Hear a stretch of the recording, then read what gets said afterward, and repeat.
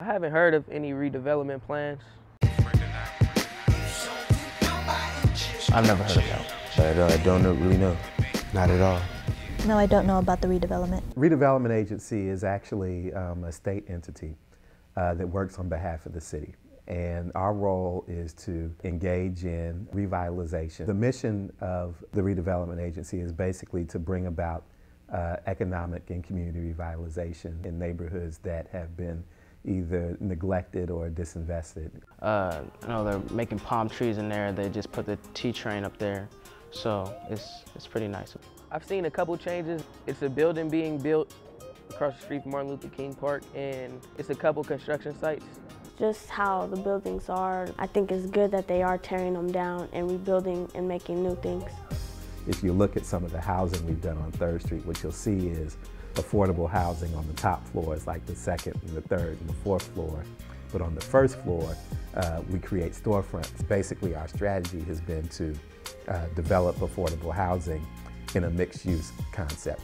So a big part of our plan for Bayview is to figure out A, how we invest in making the corridor look better, make it more safe, but B, attract the kinds of retail establishments that people say they want. They're planning to change a lot of things, and I think that's good. I would like to see a lot of stores you see downtown be built here, as like clothing stores, a real supermarket. I would like to see a lot of stuff so I won't have to travel all the way downtown to get a pair of shoes or a nice shirt. I think they should rebuild the parks that got burned down in my neighborhood. Redevelopment agencies are required to establish community advisory groups called citizen advisory committees, and some of them are called project area advisory committees. And people refer to them as PACs and CACs. That means that before the redevelopment agency does anything, we basically have to work through these citizen advisory boards. There's a pretty robust outreach program in general. We do a lot of mailing, we do a lot of outreach, we do a lot of workshops, a lot of town hall meetings and things like that. To just be frank, there's not a lot of youth participation in the redevelopment process. We post ads in the newspapers to make sure people know when there are meetings and things like that, but there's no kind of outreach program that's specifically targeted at and tailored for young people. The meetings just frankly aren't structured in a way that will allow for maximum participation from young people.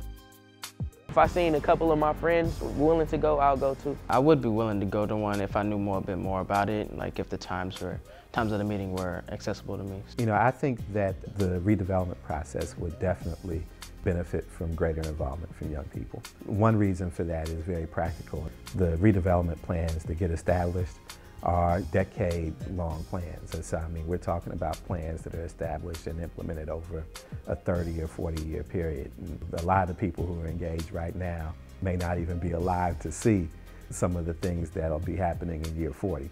The other thing is that young people just bring a different, fresh perspective to any conversation. And so I think it's very important for there to be a vision developed for the community that involves young people who will be around, frankly, to benefit from and experience the things that are going to be happening. Every community could use a change.